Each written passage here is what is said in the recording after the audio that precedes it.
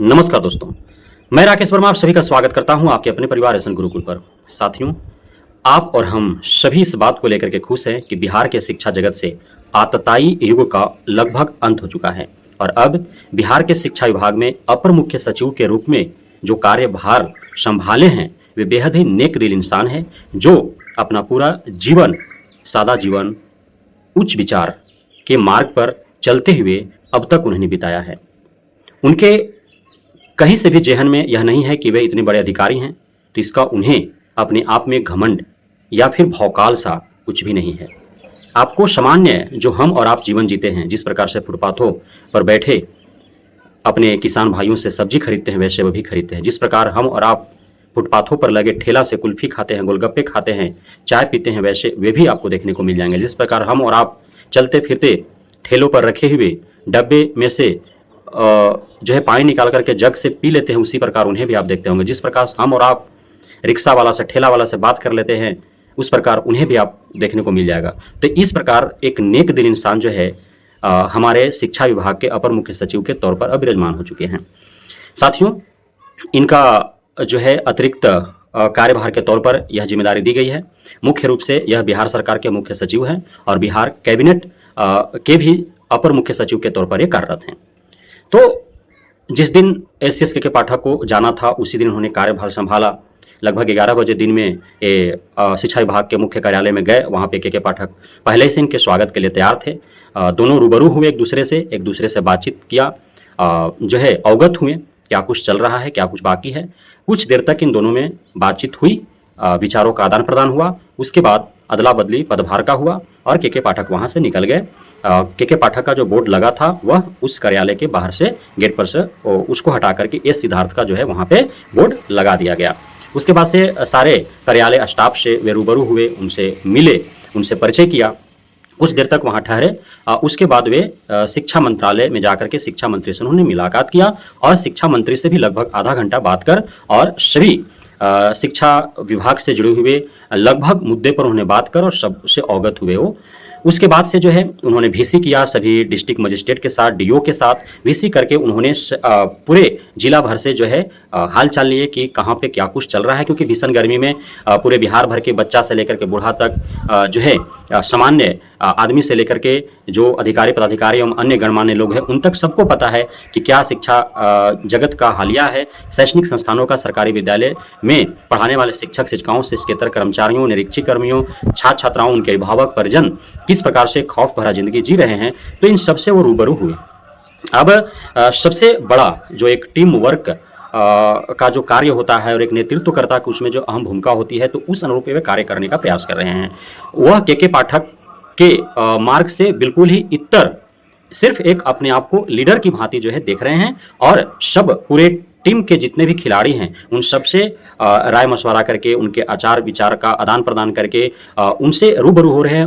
क्या किसका मंतव्य है और किस जिला में किस प्रकार से जो है वहाँ पे हालात क्या हैं, इन सभी को संज्ञान में लेते हुए और डीएम को, डीओ को भी उन्होंने शक्ति प्रदान किया कि आप जो है अपने स्तर से भी वहाँ टाइमिंग में सुधार और संशोधन कर सकते हैं, अदल बदल सकते हैं अपने सहूलियत और सुविधा के हिसाब से। तो 4 तारीख से 8 तारीख का जो टाइम टेबल था उसमें जो है सभी डीओ को छूट दी गई थी कि वो अपने हिसाब से टाइम टेबल तय कर सकते हैं। इसलिए कहीं 6:30 से, कहीं 7 से, कहीं 7:30 से, कहीं 11 बजे तक, कहीं 11:30 बजे तक, कहीं 10:30 बजे तक जो है वो विद्यालय संचालित हेतु आपने लेटर अलग अलग जिलों से देखा, इसलिए वैरी किया क्योंकि उन्होंने छूट प्रदान किया था। अब सभी डिस्ट्रिक्ट मजिस्ट्रेट से भी वे बात विचार कर रहे हैं।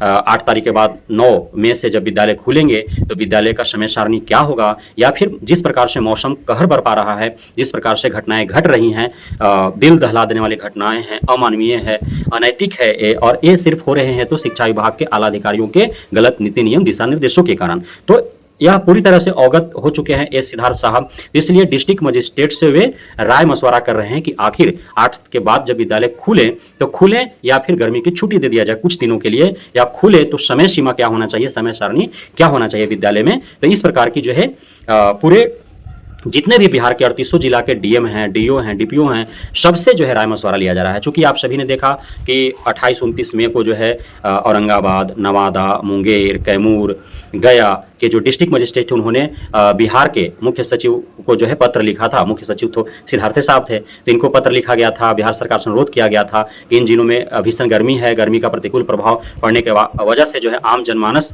पूरा त्रस्त है और विद्यालयों का संचालन करना, शैक्षणिक संस्थानों का संचालन करना जो है काफ़ी यह दुर्गामी साबित हो रहा है, दुर्लभ साबित हो रहा है, काफ़ी दुष्परिणाम सामने देखने को मिल रहे हैं, तो इसलिए बंद कर दिया जाए। तो उसके बाद से मुख्यमंत्री ने निर्णय लिया था। हालांकि मुख्यमंत्री का निर्णय जो है एसएसके के पाठक ने पलट दिया था और मुख्यमंत्री कहे थे कि सबको छुट्टी दे दो 8 तारीख तक कम से कम, लेकिन एसएसके के पाठक नहीं दिए कि ना बहुत काम है, शिक्षक शिक्षिका को बुलाएंगे, छात्र छात्राओं को छुट्टी दे देंगे। तो छात्र छात्राओं को छुट्टी दिया गया।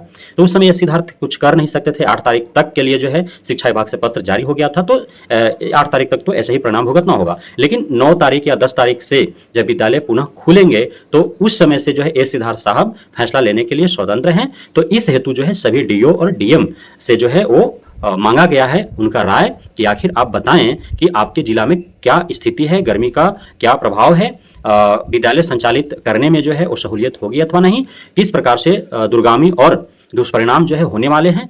तो इन सभी चीज़ों से अवगत होकर के और फिर डिसीजन लेंगे सिद्धार्थ साहब कि आखिर बिहार में जून माह में 9 तारीख या 10 तारीख से विद्यालय जब खुलेंगे तो विद्यालय में छुट्टी कर दिया जाएगा मुंगेर विश्वविद्यालय की तरह पूरे माह भर के या हफ्ता 2 हफ्ता के लिए, या फिर विद्यालय को संचालित किया जाएगा कुछ लिमिटेड टाइम पीरियड के लिए। तो ये सारे डिसीजन होंगे। ज़्यादातर उम्मीद है कि हो सकता है कुछ दिनों की छुट्टी शिक्षक शिक्षिकाओं को मिले, क्योंकि सिद्धार्थ साहब से काफ़ी ज़्यादा उम्मीदें हैं और जितने भी बिहार के शिक्षक और छात्र संघ संगठन उसके नेतृत्व करता है उन्होंने जो है पत्र लिखना प्रारंभ कर दिया है जब से के पाठक आए गए हैं और सिद्धार्थ साहब आए हैं। तो पत्र सबको मिल रहा है, जो शिक्षा जगत से जुड़े हुए जो एमएलसी 1 दर्जन भर है वे शिक्षा मंत्री से मिल रहे हैं, वे जो है पत्र लिख रहे हैं।